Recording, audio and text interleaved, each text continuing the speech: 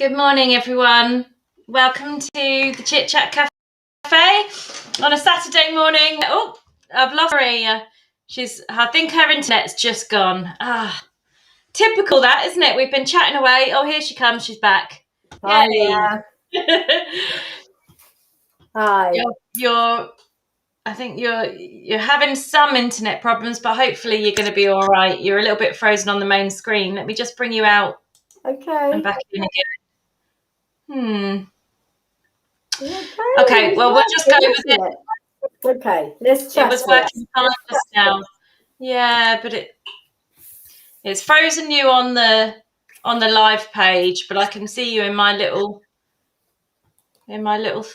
box, and you look fine. That's not happened to me before. I'm gonna take you off and back on again.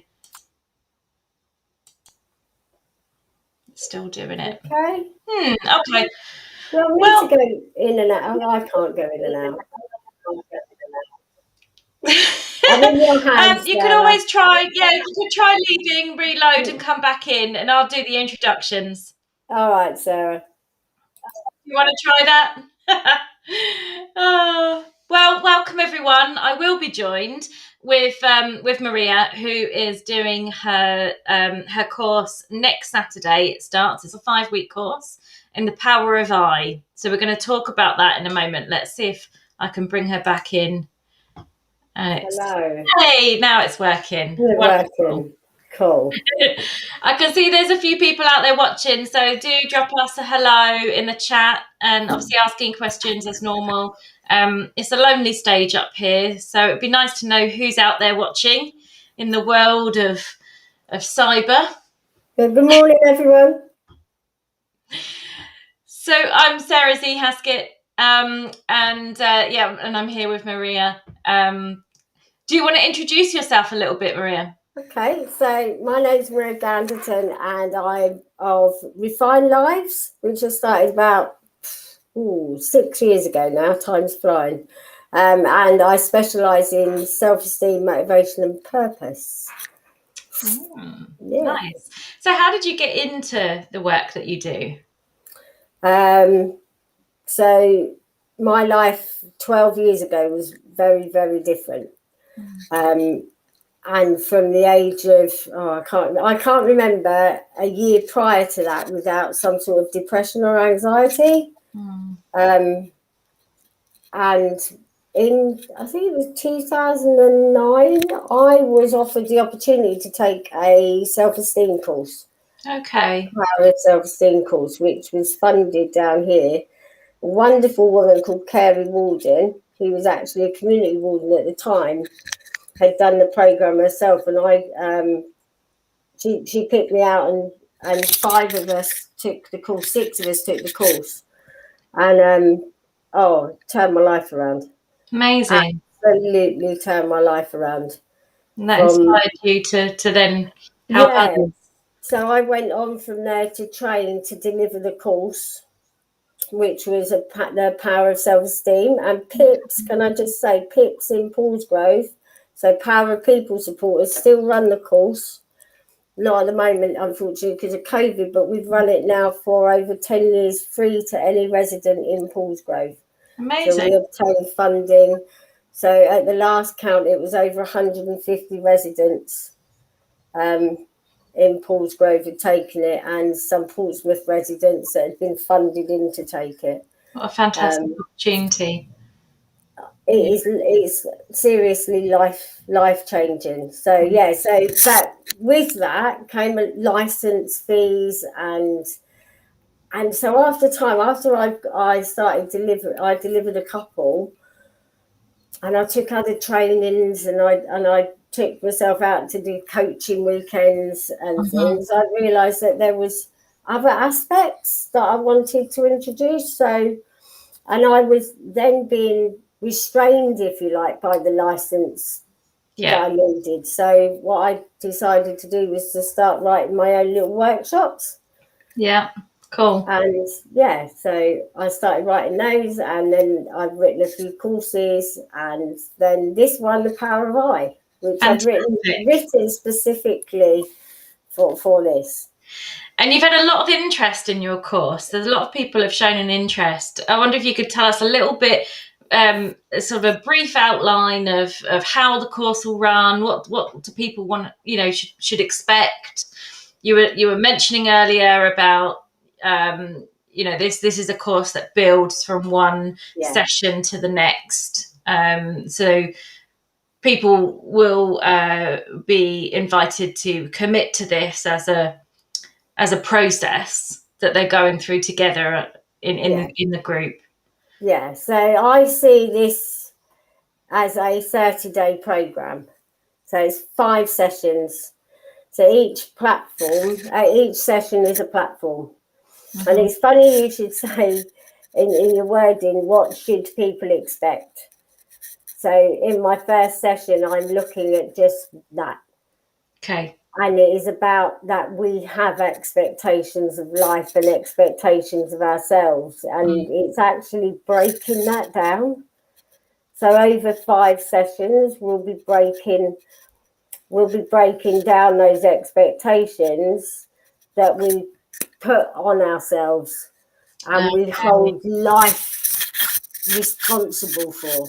Yeah. So in session 1, we will be literally looking at what we expect life to be, what we expect ourselves to be, and also, looking at how that holds us back and limits us. So I was in our chat prior to coming live on air. I was just saying that I work on focus to provision. Sorry, Maria, just to interrupt you for a second. Your mic is just caught around your hand and it's giving a little bit of feedback when you move. Okey-doke. Got it? Is that okay? Better. Yes. That's better. Sorry. I like my all this. You can move now, yeah. I can move now. Yeah, so what I've experienced, so all my trainings and how I've written them is how I've transformed my life and what I've learned through my life. And one of the main things was that I would become focused. So if things didn't go well or life wasn't delivering me how I believed it should, my focus came onto that. So all my energy went into that. Okay. And what I noticed that was doing was, while I'm in that focused position, I'm not seeing all the opportunities and actually what's happening around me and what I'm about. So throughout this course, it will be lifting that focused vision up to peripheral vision. Yeah. So opening people's to possibilities and opportunities. And I think it's session 4, there's self-acknowledgement. Because each one of us is amazing, whether it means we've achieved getting out of bed in the morning or whether it means we've run a marathon. And one of my, throughout all my training is self-esteem, motivation and purpose, but that's backed up with nothing just happens. And the whole course should be taking ownership, which can be quite uncomfortable. Yeah. But it's also freeing, because if we're blaming our lives on life events and we sit but we don't own our part in that, we're not in a position to change it. Yes. Yeah. So it's that kind of that sort of concept of saying, okay, well, I can make change here, but taking a view on your assets and the rewards that you get, the assets and the things that you can take forward, rather than looking at the problems and they're your assets, personal to you. We're not talking about materialistic things. We're talking about the assets you've always had, the things that have always pulled you through, and we take them for granted. Every day we take ourselves for granted. I just got up, I just got dressed, I just went to work, I just paid the bills. No, you didn't. It took time, energy, effort, organisation, commitment, devotion, and it's about bringing that to your attention. So the whole course is about bringing yourself back to your consciousness.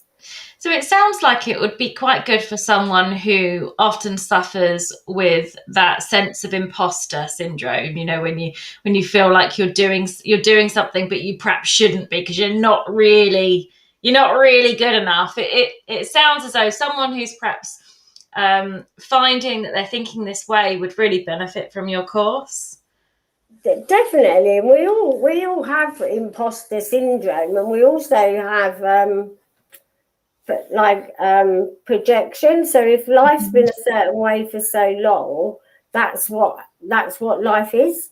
And yeah, I get imposter syndrome. We all get imposter syndrome, and it's good to look at ourselves and go, actually, what am I consciously bringing forward here?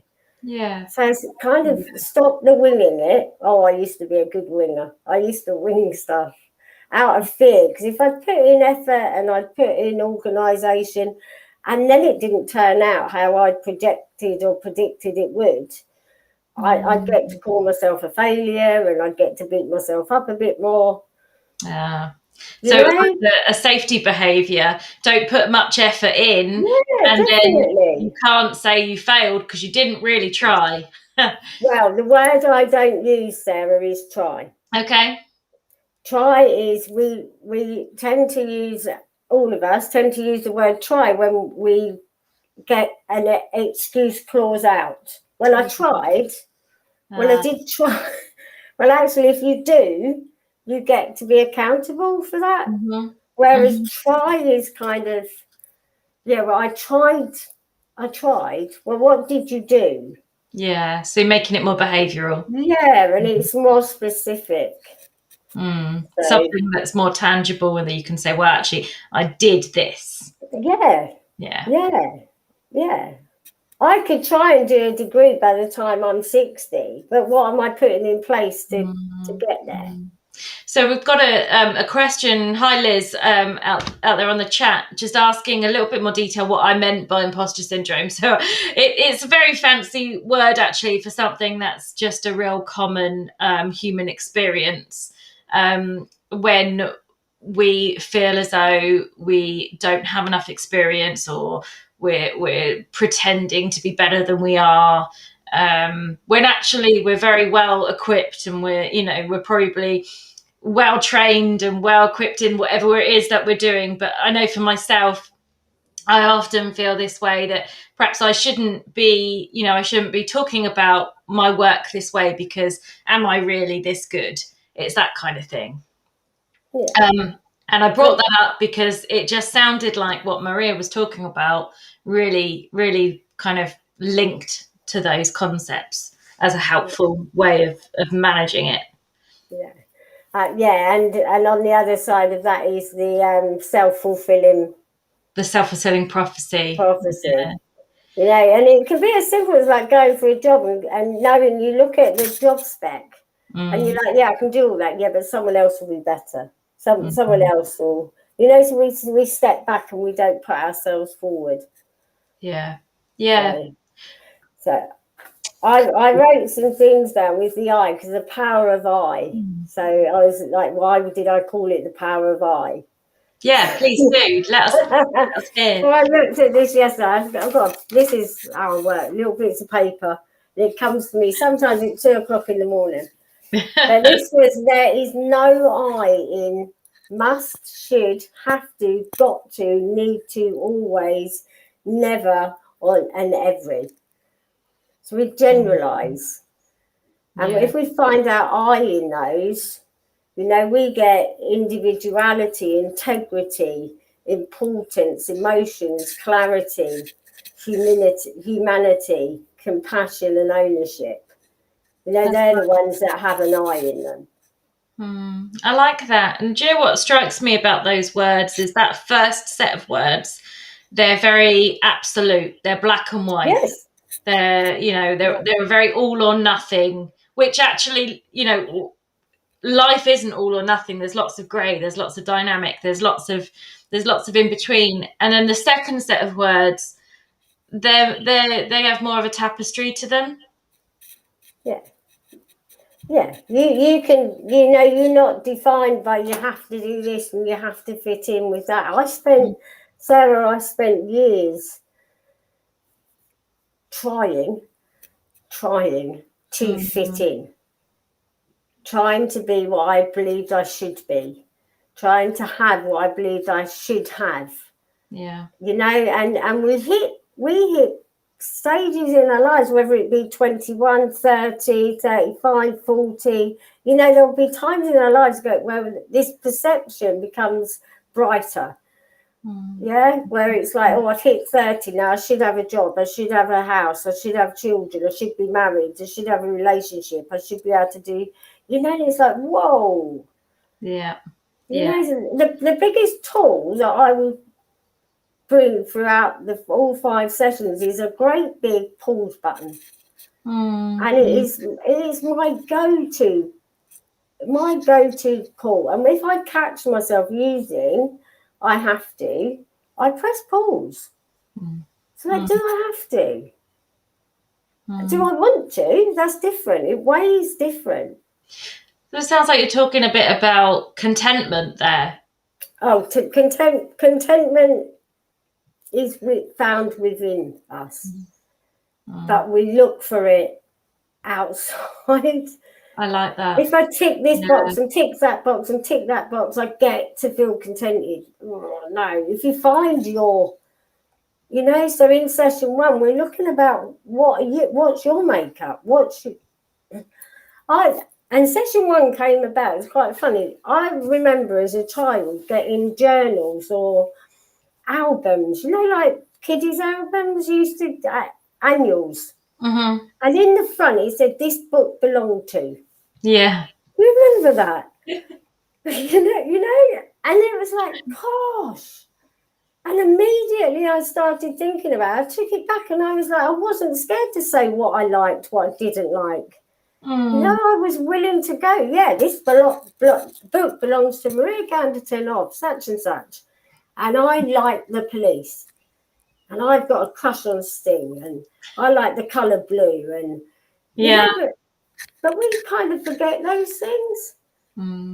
It's about reawakening them. And then with the ownership is looking at how much effort are we putting in ourselves to bring those things that make us happy into our lives.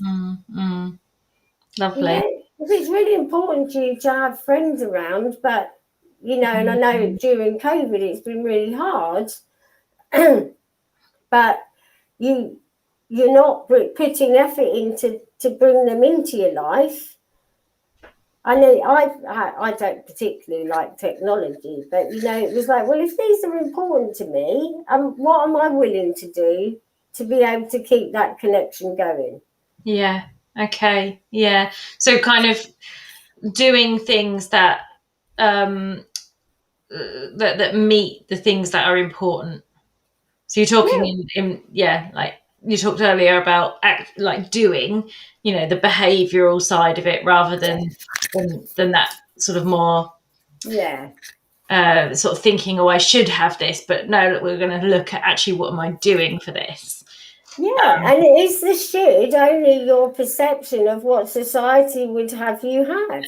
Exactly. And it changes. Yeah. In session 2, it's awakening consciousness, and that's understanding what behaviour is and recognising the difference between habits and conscious choices. Nice. And the power that a conscious choice gives you and the freedom that a conscious choice can give you. So we've just had another comment pop up just saying, actually, I'm going to flash this up on the screen, I think, because it's quite nice. Let's see. So it says, society puts so much pressure on us to achieve these things. Really listen to ourselves and decide what we want. I really like that. Thank you. Yeah. on that, so do you see where it's like society puts this pressure on us? Yeah. No, it doesn't. I know that might be, we put our pressure on ourselves to conform to what society wants. Yeah, so society puts it out there, and we're looking and we're observing that, and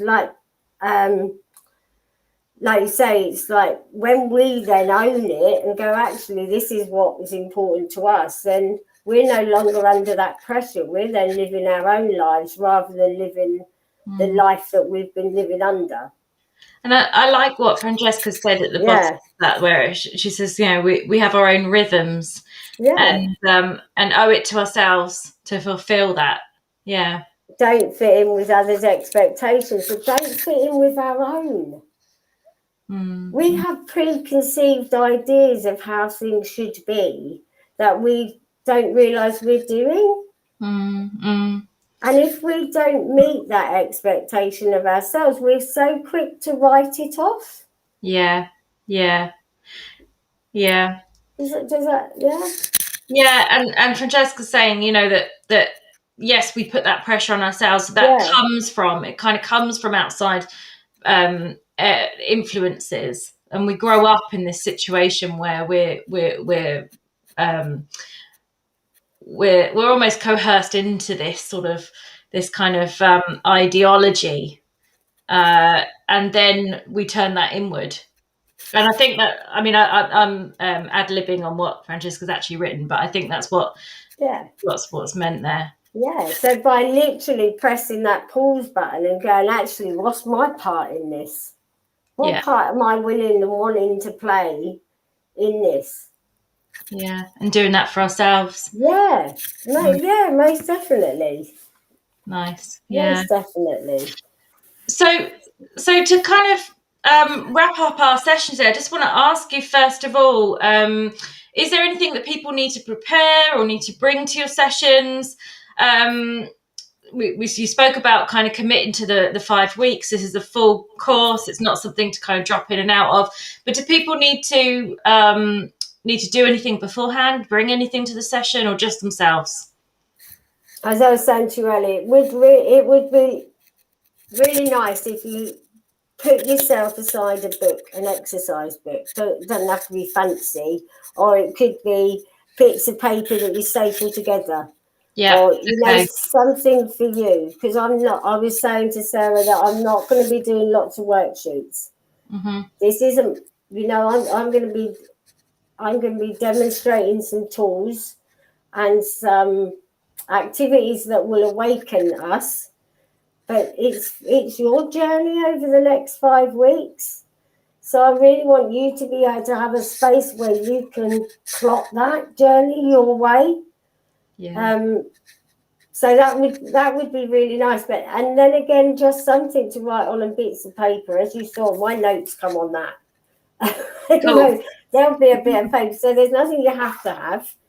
But if you can, over the next week, we start next Saturday. So if over the next week you could look out for maybe there's an old exercise book you had, and just give it to yourself.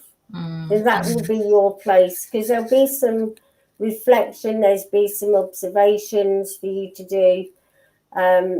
So as I said, it's a 30-day program at your pace, but with a minimum commitment of it's simply 10 minutes a day. Yeah.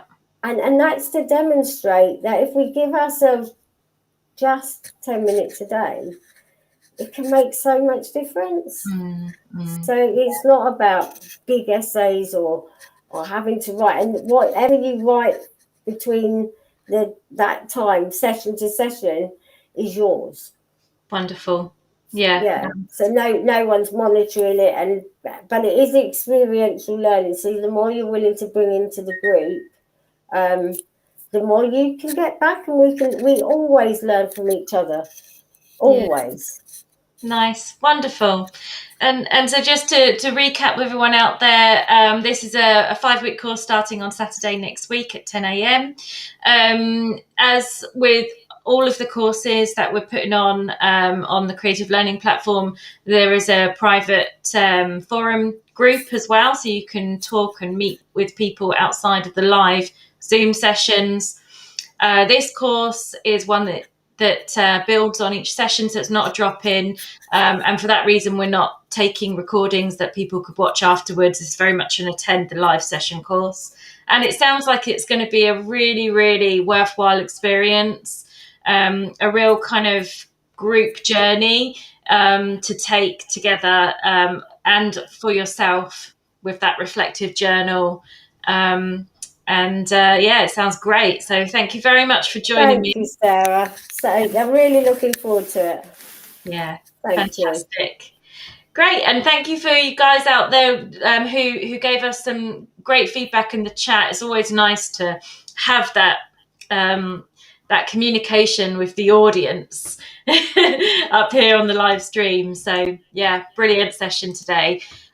And I'm going to say goodbye. We are back at some point next week. Me and Carolyn. Carolyn couldn't make it today, but she will be back with me next time, and we will see you then. Smashing. See you. Bye-bye.